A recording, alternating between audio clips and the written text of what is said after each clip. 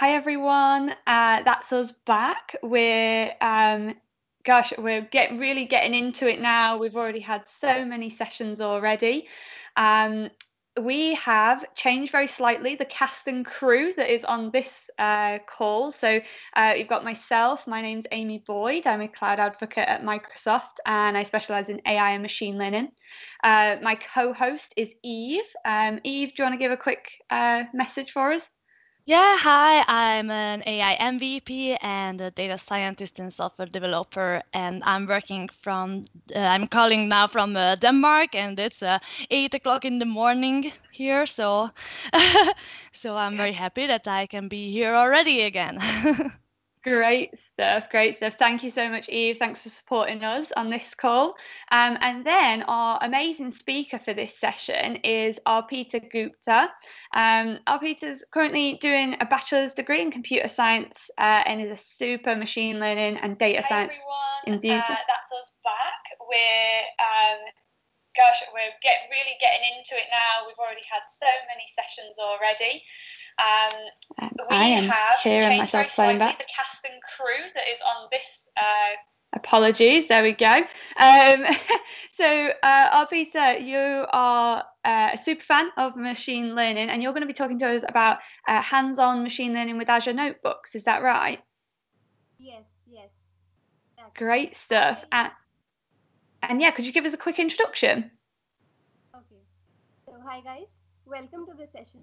I'm Arpita Gupta and currently I'm pursuing my BTech at VIT Vellore, and I'm a machine learning enthusiast and I do machine learning and data science. That's it. I've done some of the projects under machine learning and data. Fantastic. And where are you based? So I'm from Punjab, India, and currently it's 11:30 a.m. here. It's 11:30 a.m. Gosh, so you're creeping up to lunchtime at this point. But it's so fantastic to have you. But let's not take any more of your time. Please go ahead and present your session for us. Thank you. So firstly, I'd like to tell you why I chose this topic. So I chose this topic because it will give a basic introduction of what machine learning is. It mainly focuses on the people who are actually new to this concept. So for people who want to start machine learning, so I think that's a great hands-on for them. Now I'll start with my topic. So the name of my topic is Basics of Machine Learning, an Introduction to Machine Learning with Python and Azure Notebooks. So let's start. Now, what is actually machine learning? Now, different people have different definitions of what machine learning is. So, for example, Sir Arthur Samuel defined machine learning as a field of study that gives the computers the ability to learn without being explicitly programmed. Now, what happened in 1960s was Sir Arthur developed a checkers playing game program. So he wasn't good at playing checkers himself. Now, what he did was he made a program and let the program play with itself. So the program played tens of hundreds of times, and every time it played, it observed the good and bad board positions. So it learned from those good and bad board positions, that what good positions lead to wins and what bad positions lead to losses. So in the meantime, after learning, it was even able to play better than humans. So that is what machine learning actually is. Machines learn from the data that we feed in the machine. Now, as you can see in this slide, there is a difference between traditional programming and machine learning. Now, what happens in traditional programming is we input data and program in the computer, and we get the respective output for the data that we inputted in the machine. But in machine learning, we input data and output to the computer. Then the computer generates a machine learning model or a machine learning program which can predict the output for any different data that you input in the machine. So this is machine learning. Then we have another definition of machine learning here. Now, before moving forward, I think this is one of the most important slides that you should focus on. So in this slide, it's a complete data and it is split into 4 sections. Now, the name of these 4 sections are features, labels, training, and testing set. So I think this is one of the most important slides that you should remember and you should focus on even for this session. So I'll first brief you guys. I'll first define what all these things are, and then how they are used. I'll tell that as well. So now features. Now features, these are the input variables that we feed in our machine learning model. And labels are basically the output that you get after processing. So we feed features and their respective labels in our machine learning model. Now training set. Training set, as the name suggests, it is used to train our machine learning model. We feed the training set in a model. It consists of both features and labels. And testing set. Testing set is used to evaluate the performance of a model. So what actually happens is the model is trained by the training set. That is, it is fed with the features and their respective labels. Then for testing, the testing features are inputted. The model predicts the labels for these features. These predicted labels are then matched with the actual labels. Now what are the actual labels here? Actual labels are y underscore test. So the predicted labels are then matched with the actual labels, that is your y underscore test, and the accuracy of the model is predicted. Now if any model gives more accuracy, then we say that that particular model is a better machine learning model. So that particular model is a better machine learning model if it gives more accuracy. Now I'll explain this with the help of an example here. So in this example, we have to predict whether the person is a male or a female. So this is my data, and I've divided this data again into 4 parts as previously. So our 4 parts are features, labels, training set, and testing set. Now our features consist of things like hair length, height, and weight, and our labels consist of our output, that whether the person is a male or a female. Then in the similar manner, I've divided the data into training and testing set. Now what happens is I'll input my training set, that is both my features and my labels, into my model. The model will learn from these features and it will generate another machine learning model. Then I'll enter my testing set. I'll enter the features of my testing set into that model, and it will predict the respective labels for that testing set. So these labels are then matched with these original labels. So original labels here are male, male, and female. So my predicted labels are then matched with the original labels and the accuracy is checked. So we have 3 labels in the testing set. So for example, 2 of my labels match with these 3 labels. That means 2 out of 3 labels are matching. So I get the accuracy of 66.66%. So that is so if any model gives a better accuracy than 66.66%, so we'll definitely choose that particular model. Now I'm giving some examples of tasks that use machine learning algorithms. So machine learning algorithm is used in our day-to-day lives. So we use machine learning algorithms in tasks like credit card fraud detection, then digit recognition on checks and zip codes, then image recognition, that is you're detecting faces in images. Our Snapchat filters use this particular machine learning algorithm. Then MRI image analysis, then recommendation systems are there. You might have heard about music recommendation systems. So in music recommendation systems, the system suggests the music according to your taste. So it suggests music based on the playlist that you have or the music that you frequently hear. So based on that system, it predicts a song of your choice. Then we have search engines, handwriting recognition, scene classification, then spam filtration. In spam filtration, we have an email system which predicts whether the mail that has come is a spam mail or a non-spam mail. So it predicts that based on the mails present in your spam and non-spam folders. So the incoming mail, it categorizes whether this mail is a spam mail or a non-spam mail.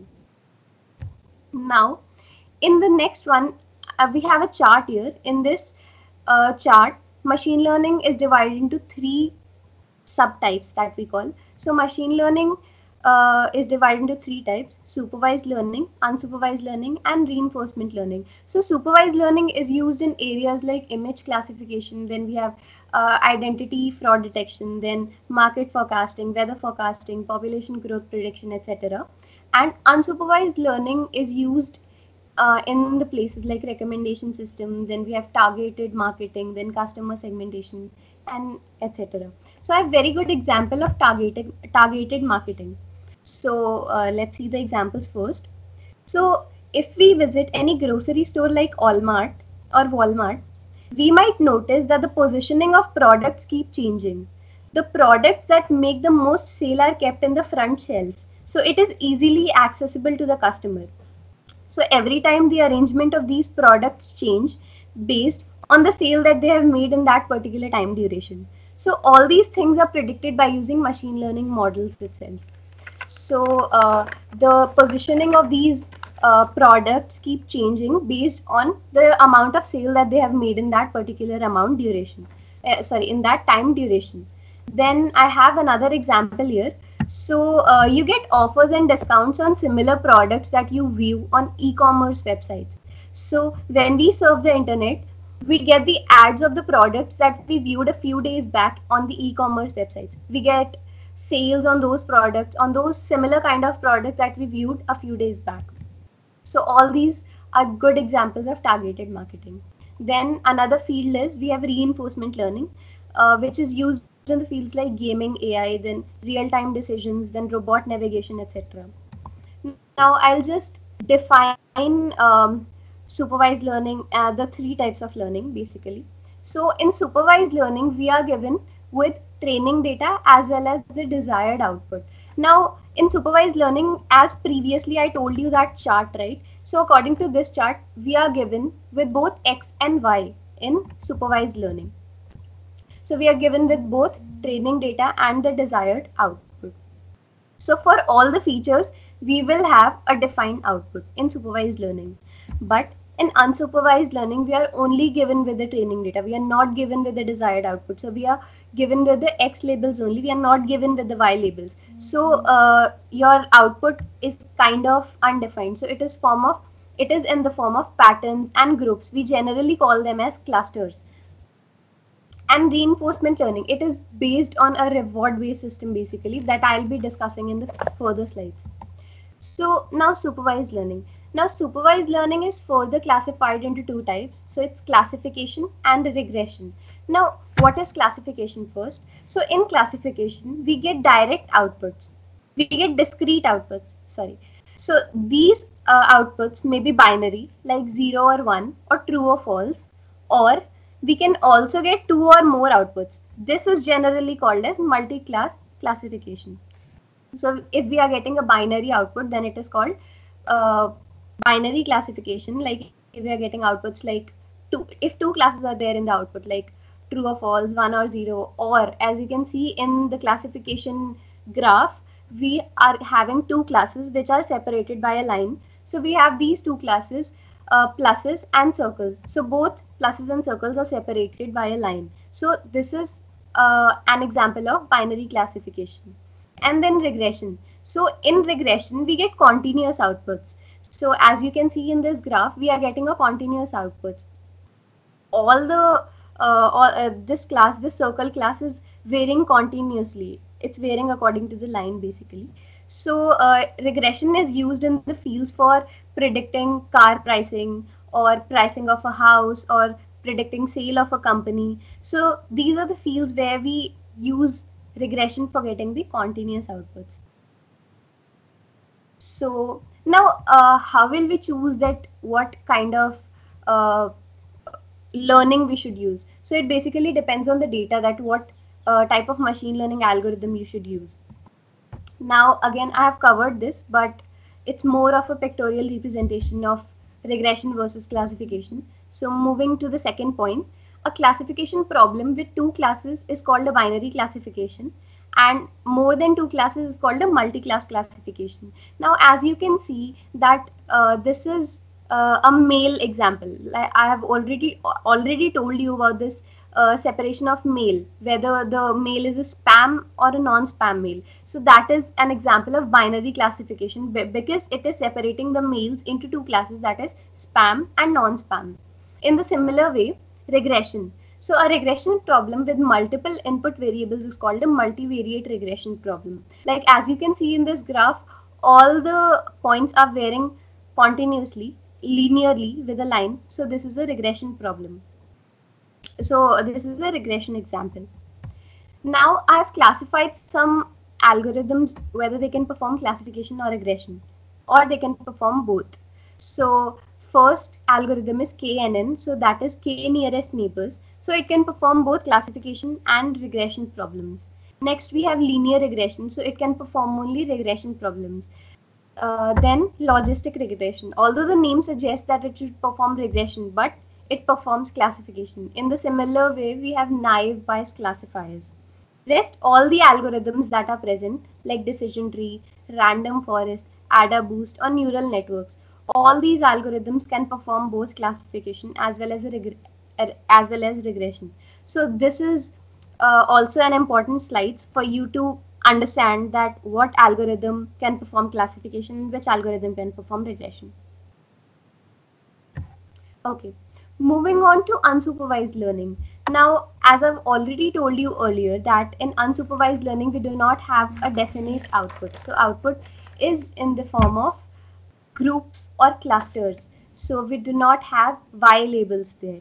So as you can see in this data, that is a complete data, and after performing k-means clustering, we get the final result in which we have three segregated groups. So these three groups are depicted by the three different colors. Now k-means clustering is a type of unsupervised machine learning algorithm.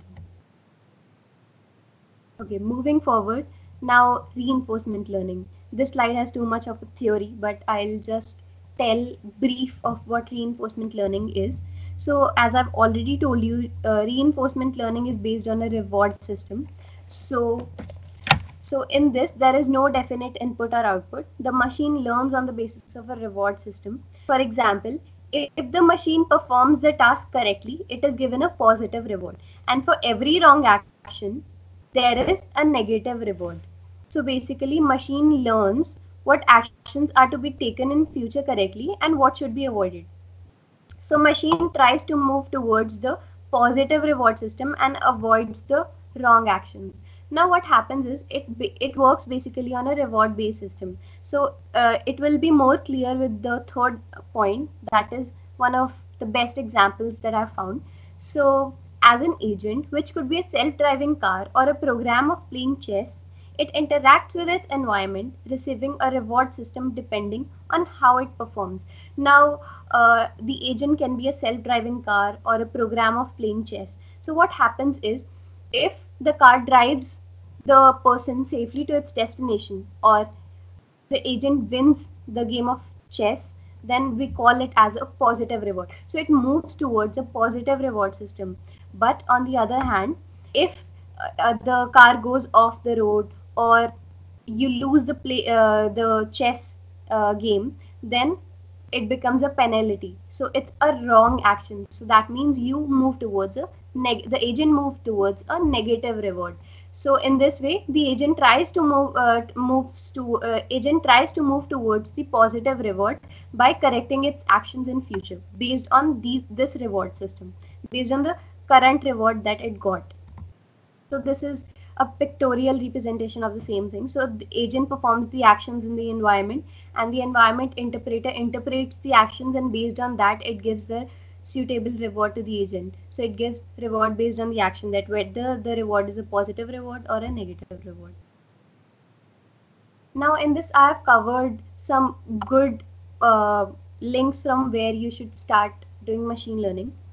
So I think this will be very, very helpful for people who want to start machine learning.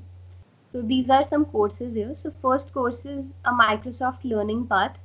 So it is Introduction to Machine Learning with Python and Azure Notebook, that I will be covering in this session itself. And the second course is your Analytics Vidya's course. This course is a comprehensive learning path to become a data scientist in 2020. So that is a very good course for beginners. So it is a very thorough course. So it's a 12-month course, and it's a free course. So if you want to start learning, if you want to start doing machine learning, and if you want to know the mathematics behind all these machine learning algorithms, their mathematical formulas and how they're working, so you should surely refer this course because it is a very deep course. Then the third course is our Coursera course by Andrew Ng. That's a course of machine learning only. So it's more of a theoretical course. So if you want to get in depth with the theory, then you can refer this course. The fourth one is the Medium article by Towards Data Science. And the fifth one is the Udemy course. So it is a paid course, so you can also refer this course for machine learning. Now, these two slides, this and the next slide is for confusion matrix. So I'll be covering this when I'll start with the hands-on project. So I'll cover these two in the coming part. Thank you. So this is it with the slides. So these were very small slides because I have to cover the basics also. I have to do the project also. So we'll be starting with the project now.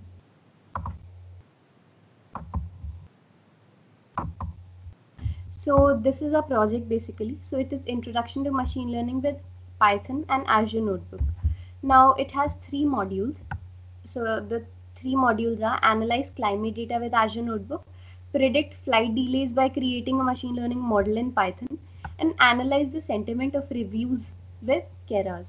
So I'll be doing second module because in the first module it's more of visualization. It's more like plotting graphs and everything. So it's already covered in the second module itself.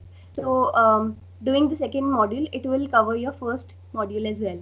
Now in the third module, it's more of a bit advanced module because this particular topic comes under deep learning. So I'll be doing second module because it is more relevant to the basics of machine learning.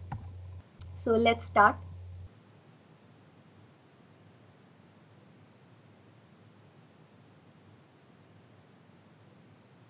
Okay.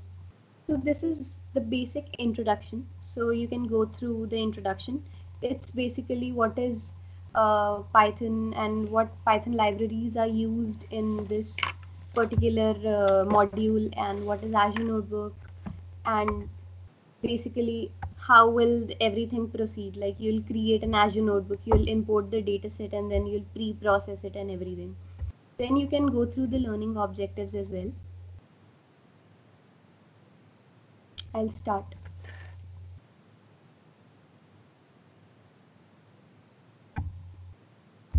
Now these are the instructions to basically how to create a Azure Notebook. So you can go through these instructions, and each and every step is mentioned that what you should do, and then what next. So you can just read these steps and do according to the steps only.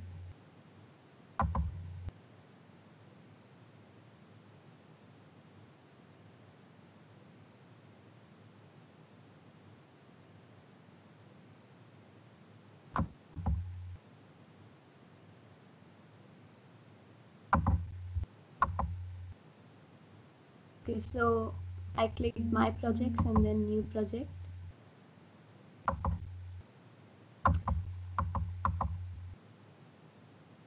And the project name can be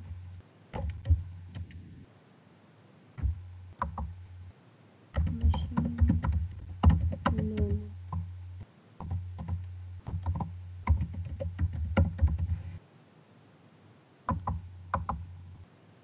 And then public also.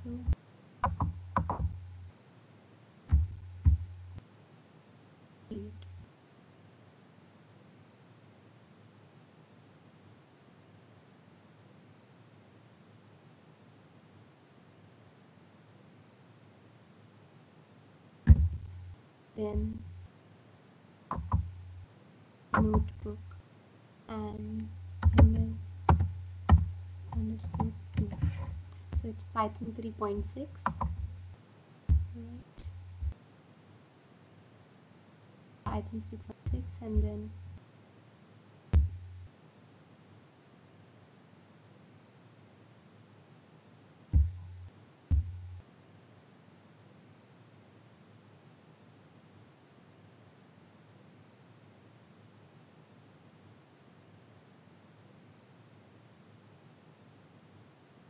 so I've created one Jupyter notebook here, and I'll start with the commands now.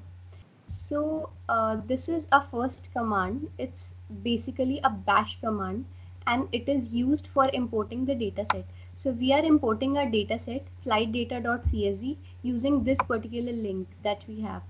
So not curl, we are using this command. So I'll just copy the bash command and I'll run it in my Jupyter notebook. So for running this, you need not press run every time. So you can just press shift plus enter keys and it will automatically run the current cell and it will move to the next cell. Now I've executed the command and I have got my flight data set here.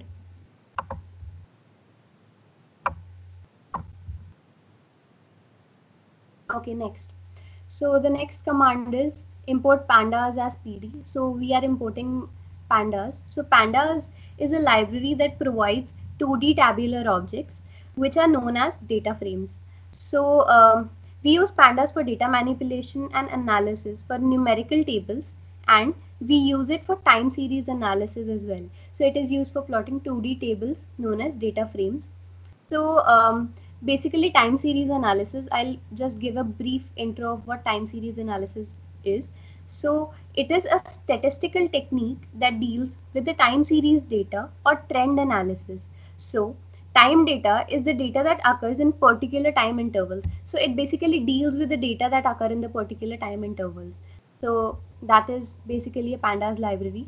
So we are importing it in as PD. So every time you need not write pandas, so you can just write PD if you want to run any command of pandas. Like in the second line, we have pd.read_csv. So this command is used for reading your CSV file. So it reads all the data. It reads all the data of the CSV file, and then it creates a data frame and stores that data into that data frame. So we are creating a data frame and storing the data frame in a variable df. That data frame consists of our flight data. So I'll just copy this command.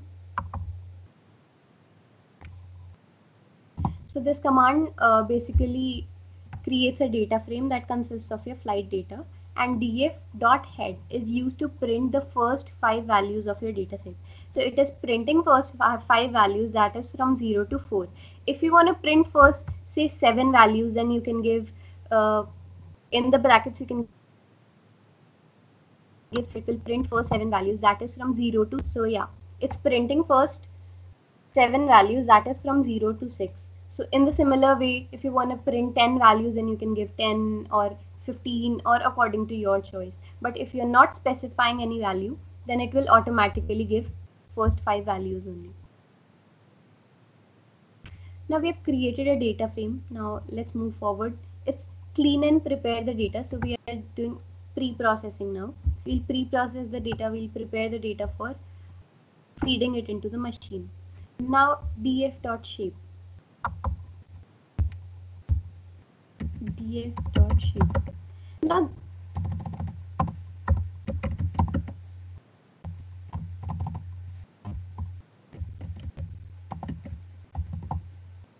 Now this command gives the number of rows and number of columns that are present in your dataset. So in this dataset, we have 11,231 rows and 26 columns.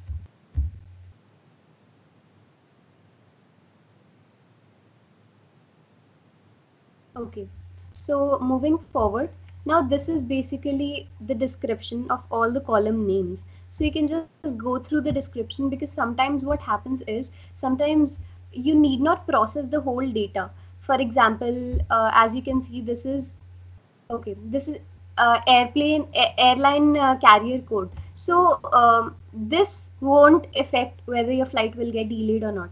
There will be absolutely no effect of this particular thing on whether the flight will get delayed or not. So you can just discard this column because it is irrelevant. It is it is irrelevant to what we are processing. So this is unnecessary data basically. So you can just discard this data. It will prevent you from processing the data that is irrelevant and unnecessary. So because of that, you should read the description of data. You should know what is present in your data. So all this is the data description. Okay, then the next command is df.isnull.values.any. Now this command is a very important command. So it is used to check whether your data consists of any null values or any missing values. Now, if your data consists of any null values, it will simply print true or false. So it will give a Boolean output whether your data consists of any null values or not. Now it's giving true. That means we have null values in our data. So we need to replace those null values with any definite value.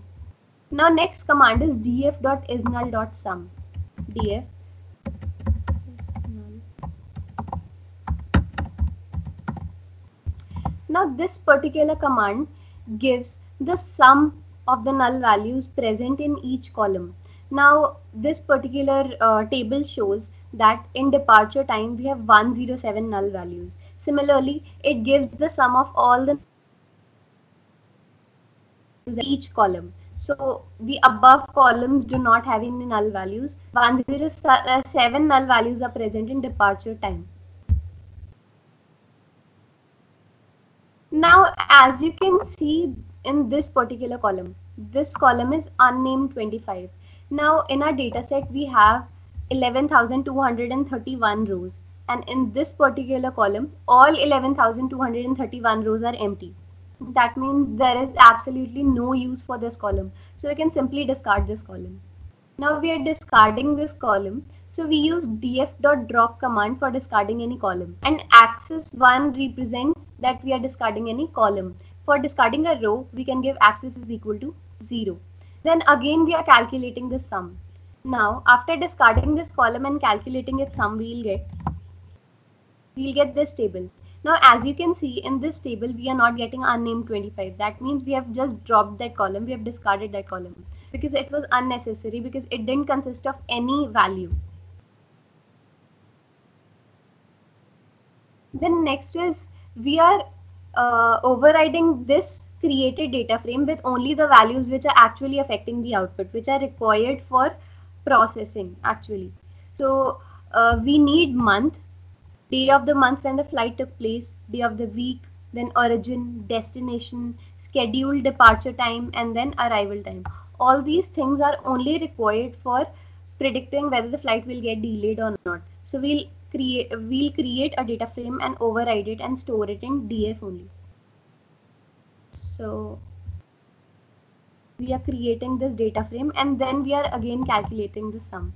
Now as you can see, there are no null values in the other columns except for arrival delay, and arrival delay is our output column. Now in our output column, we have to predict whether the flight will get delayed or not. So this is the column which will, it's basically your label, as I've told you in the graph. So it's basically your label, and your label has 188 null values. Now we have to replace those null values with a definite number. Now as you can see that I'll print. Now as you can see that in this particular table, we have our null values starting from 177. So basically this command will give you the starting, that from where null values have been started in the particular column. So the first null value that you are getting it on 177th position. So 177th position onwards, it's printing head. So it's printing first 5 values. So I'll just print first 8 values. And these are the positions where you are getting null values. Now we have to replace these null values with a definite number. Now as you can see, as I've printed the df.head earlier, I'll print it once again. And I'll take first 10 values in this.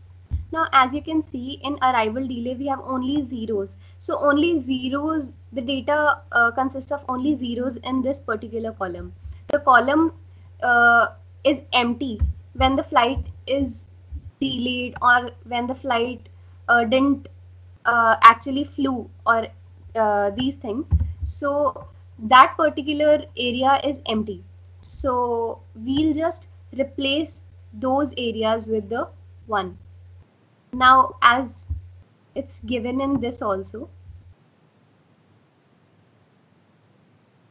so we are printing df.head now, and now what we are doing is we are replacing the missing values with 1. So I'll just replace the missing values with 1.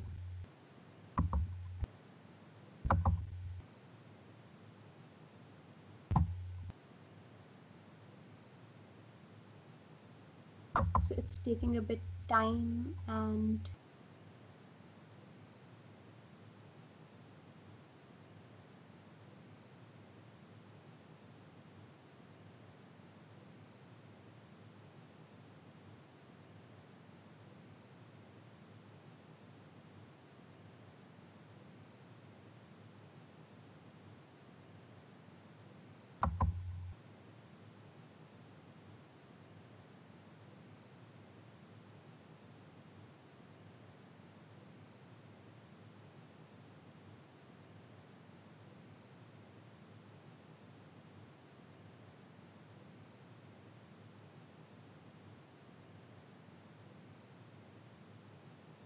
okay. So we get first 5 values now. Now what is actually happening in this particular column is, this particular cell is, that we are only given with zeros in our table. The places where 1 should occur, those places are empty.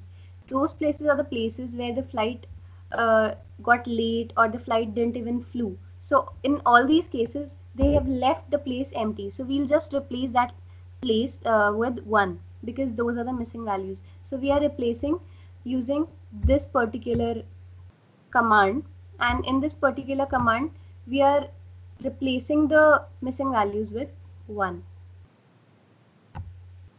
So ilock, so we are using lock here. Now lock is basically used, so lock is used for slicing the data frames based on its name. Now we are using name here. The name is scheduled departure time. So if we want to slice based on its name, then we use lock. And similarly, we use ilock when we want to slice based on its integer index. So if we slice a data frame based on its integer index, then we use ilock, and lock is used for slicing a data frame based on its name. Since we are using name here, which is a scheduled departure time, so we use lock function. So we get this output where we have now replaced the missing values with 1.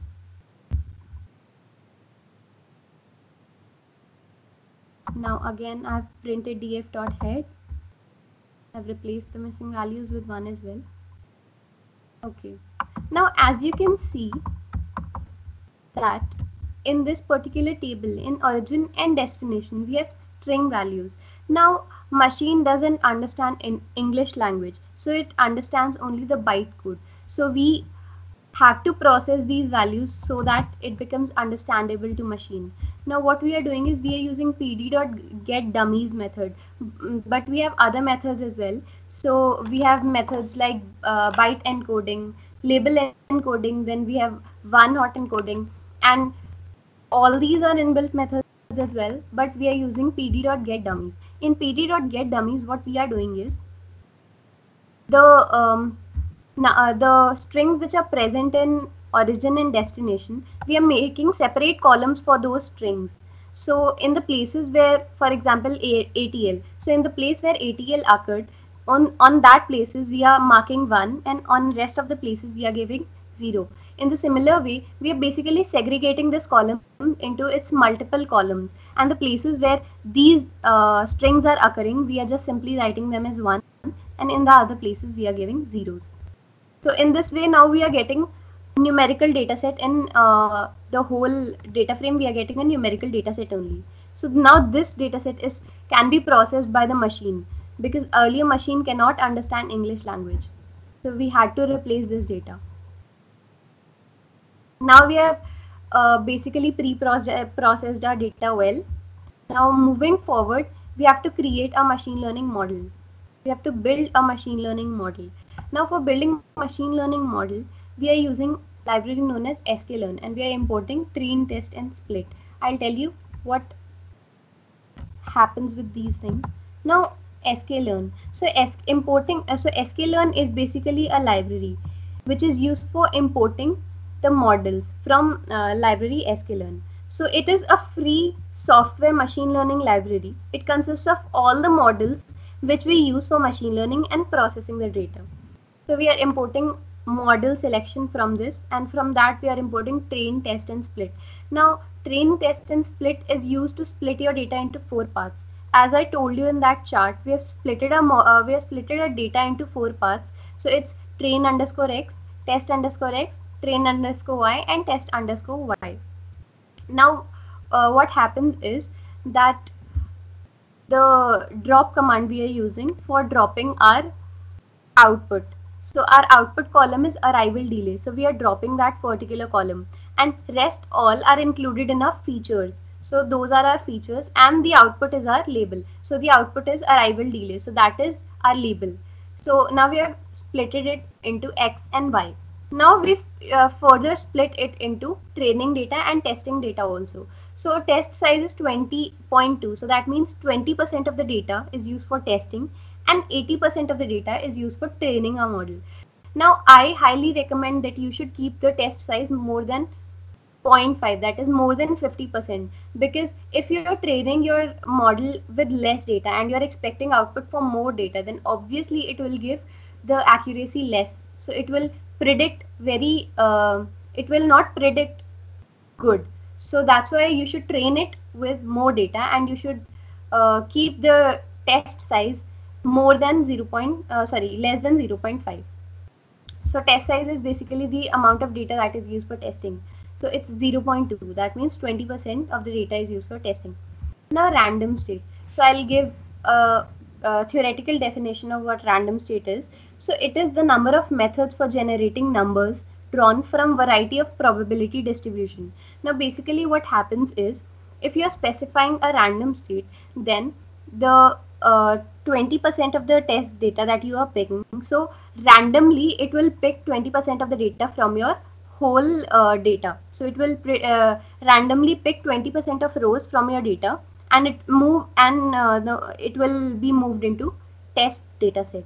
But if you are specifying random state, say 100, so it will shuffle the data, and it will pick some other 20% rows, and it will move those rows into test data set. So basically every time you give a different random state, it will shuffle the data and it will randomly pick some different lines, some different rows to move them into your test data set. But if you're not giving any random state, then every time you will pick, it will give different rows, so your accuracy will differ. So specifying a random state, it will pick the data in one form. So if you're specifying random state 42, then it will pick your data. It will pick your test data in one way only. Then now we are calculating the shape. So train underscore x dot shape we are doing. Now it will give the number of rows and columns present in your train underscore x. Similarly, we can calculate for test underscore dot shape as well. Sorry, I wrote by mistake. And so test underscore x dot shape we have done. So our training data consists of 8,984 rows and 14 columns. In the similar way, we have these many rows and columns in our test underscore x, and train underscore y dot shape. It consists of 8,984 rows and 1 column. In the similar way, we have test underscore y dot shape. So now it has 2,247 rows and 1 column. It's not specifying column because it has only 1 column, and it's having 1 column, that is your output that it has to predict. So it's arrival delay basically. It has the y has only 1 column. Labels basically. Now we are importing a machine learning model from sklearn.ensemble. So we are importing a machine learning model. Our model is a random forest classifier. Because it's a classification, we have to classify whether the delay will occur or not. So we are using random forest classifier, and we are specifying its random state as 13. Now we are fitting our model with both features and labels of the training set, that is train underscore x and train underscore y. So we are giving both features and labels of the training set in a model, and we are fitting the model.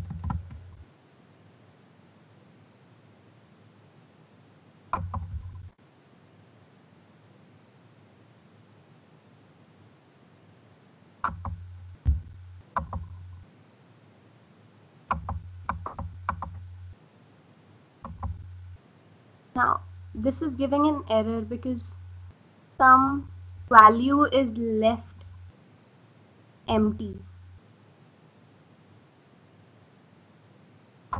Okay, now I'll again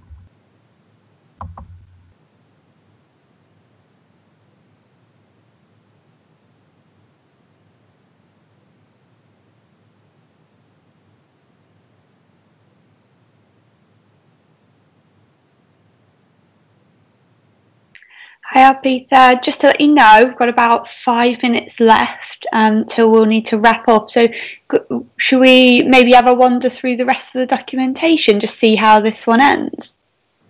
Okay, cool.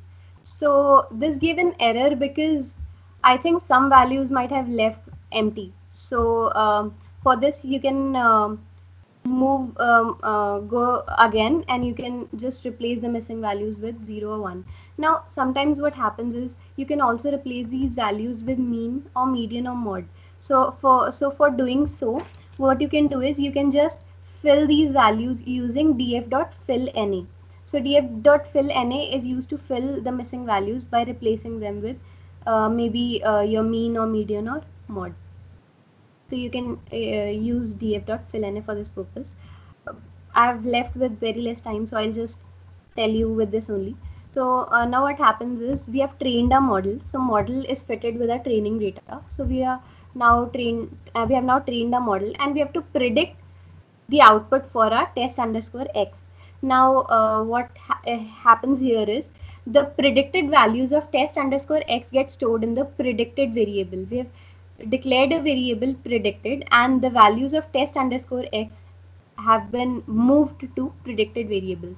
Now model.score is used to basically calculate the accuracy of your model. So these predicted values are then matched with the original labels, that is test underscore y. So you get this particular accuracy there. Now we can calculate the accuracy using another function that we have, that is ROC AUC score. Now ROC AUC score is a better function for predicting the accuracy. So ROC AUC score makes a confusion matrix. Now I've told you this confusion matrix earlier. Now in this particular confusion matrix, we have this true positive, false positive, true negative, and false negative. So this is precision and recall score. So precision score is true positive upon true positive plus false positive, and recall score is true positive upon true positive plus false negative. Now what are true positive and false negative basically? So a true positive is an outcome where the model correctly predicts the positive class, and a true negative is an outcome where the model correctly predicts the negative class. But a false positive is when it predicts that the outcome is positive but is actually negative. And in the similar way, when the model predicts that the outcome is negative but it is actually positive, then we call it as a false negative. So ROC AUC curve is based on this particular thing. So it is an evaluation matrix for classification. So what happens is it calculates the probability of every particular instance of x. The probability is always between 0 and 1. So it creates a probability curve, and it calculates the area under that curve. So we are importing the confusion matrix here using sklearn.matrix, and we are making a confusion matrix. We are inputting the test and predicted values, and it is generating a confusion matrix. And after generating confusion matrix, it is basically predicting the values for train underscore x. So it is predicting the probabilities for train underscore x, and it is storing it in train underscore predictions. These are then matched with the original values, and you get a certain basically accuracy score, precision score. So this precision score is usually less than what you predicted using model.score. It is less because earlier in model.score you imported your test underscore x also, but here it is itself predicting the probabilities, that what the probabilities should be.